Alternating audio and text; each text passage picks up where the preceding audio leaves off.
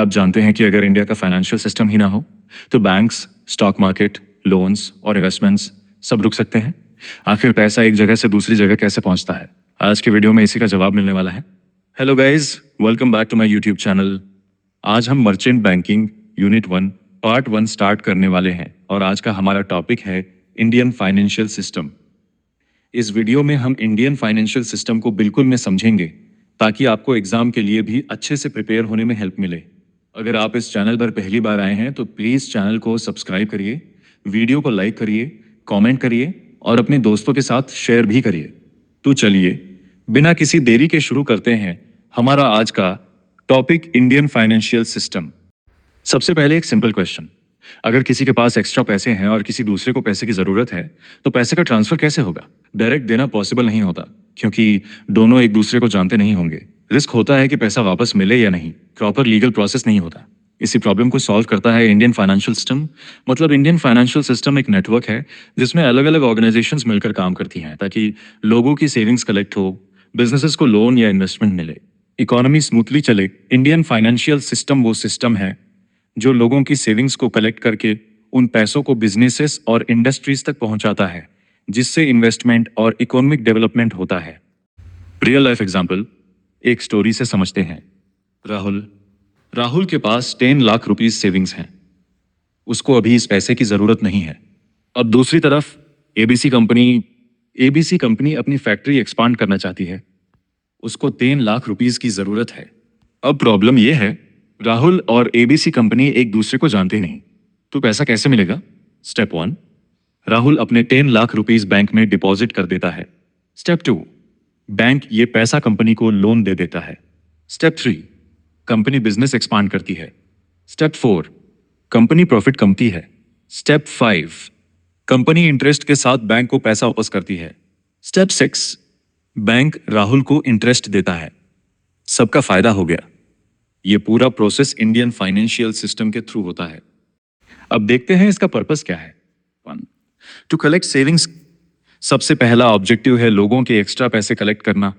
Example, आप salary कमाते हो, हर मंथ 5,000 रुपीज सेव करते हो। ये सेविंग्स बैंक कलेक्ट करता है। अगर करोड़ लोग सेविंग करें तो बैंक्स के पास बहुत बड़ा फंड बन जाता है। 2, to provide funds to business को फैक्ट्री लगानी होती है, मशीन्स खरीदनी होती हैं, एम्प्लॉयज हायर करने होते हैं। इन सब के लिए पैसा चाहिए। फाइनेंशियल सिस्टम उन्हें लोन या इन्वेस्टमेंट प्रोवाइड करता है। एग्जाम्पल, टाटा को नई फैक्ट्री लगानी है, बैंक या कैपिटल मार्केट से पैसा मिल जाएगा। 3, टू एनकरेज इन्वेस्टमेंट। लोग अपने पैसे सिर्फ घर में नहीं रखते, वो इन्वेस्ट करते हैं। Examples, shares, mutual funds, bonds, fixed deposit. Investment से पैसा भी ग्रो होता है और इकोनॉमी भी। 4, टू सपोर्ट इकोनॉमिक ग्रोथ। जब कंपनीज को पैसा मिलता है, प्रोडक्शन बढ़ता है, सेल्स बढ़ती है, जीडीपी बढ़ता है, इनकम बढ़ती है, इससे कंट्री डेवलप होती है। 5, to ensure smooth flow of money continuously economy में सर्कुलेट करता रहे। ये फाइनेंशियल सिस्टम इंश्योर करता है। Components of Indian financial system exam में बहुत इंपॉर्टेंट क्वेश्चन है। इंडियन फाइनेंशियल सिस्टम के 5 मेन कंपोनेंट्स होते हैं: financial institutions, financial markets, financial instruments, financial services, currency मतलब मनी। फाइनेंशियल इंस्टीट्यूशंस वो ऑर्गेनाइजेशंस हैं जो मनी से रिलेटेड सर्विसेज प्रोवाइड करती हैं। ये लोगों से पैसा कलेक्ट करती हैं और जरूरत वाले लोगों को प्रोवाइड करती हैं। सिंपल वर्ड्स में ये इकोनॉमी के मनी मैनेजर्स होते हैं।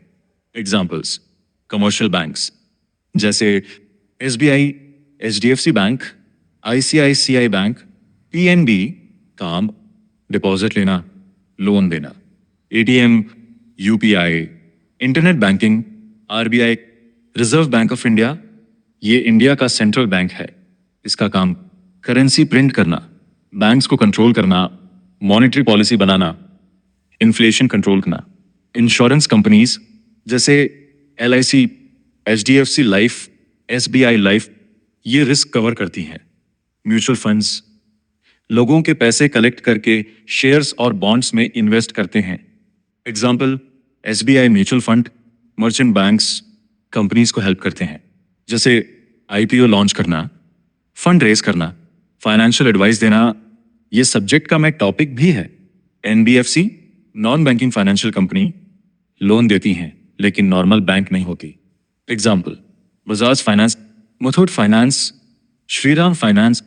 Functions of financial institutions, deposits accept करना, लोन देना, इन्वेस्टमेंट सर्विसेज देना, पेमेंट सर्विसेज प्रोवाइड करना, इकोनॉमी में मनी सर्कुलेट करना। 2. फाइनेंशियल मार्केट्स मतलब फाइनेंशियल मार्केट वो प्लेस है जहां फाइनेंशियल एसेट्स बाय और सेल होते हैं। जैसे सब्जी मंडी में सब्जी बिकती है, वैसे ही फाइनेंशियल मार्केट में शेयर्स, बॉन्ड्स, डिबेंचर्स बाय और सेल होते हैं। Types: A money market, short term funds के लिए होता है। Duration less than 1 year. इसका यूजेज जनरली गवर्नमेंट, बैंक्स और companies short term cash requirement के लिए करते हैं। Examples: treasury bills, commercial paper, certificate of deposit. B capital market, long term funds के लिए होता है। Duration more than 1 year. यहाँ कंपनीज अपना बिजनेस एक्सपैंड करने के लिए लॉन्ग टर्म मनी रेज करती हैं। Examples: shares, debentures, bonds, IPO. 3. Financial instruments मतलब फाइनेंशियल इंस्ट्रूमेंट्स वो डॉक्यूमेंट्स या असेट्स होते हैं जो मनी या ओनरशिप को रिप्रेजेंट करते हैं। सिंपल वर्ड्स में ये इन्वेस्टमेंट के टूल्स होते हैं। एग्जाम्पल्स: इक्विटी शेयर्स, कंपनी में ओनरशिप मिलती है। प्रेफरेंस शेयर्स, फिक्स्ड डिविडेंड मिलता है। डिबेंचर्स, कंपनी से लोन का सर्टिफिकेट। बॉन्ड्स, गवर्नमेंट या कंपनी का लोन इंस्ट्रूमेंट। ट्रेजरी बिल्स, कॉर, गवर्नमेंट का short term borrowing instrument. Commercial paper, company का शॉर्ट टर्म बोरोइंग इंस्ट्रूमेंट। 4.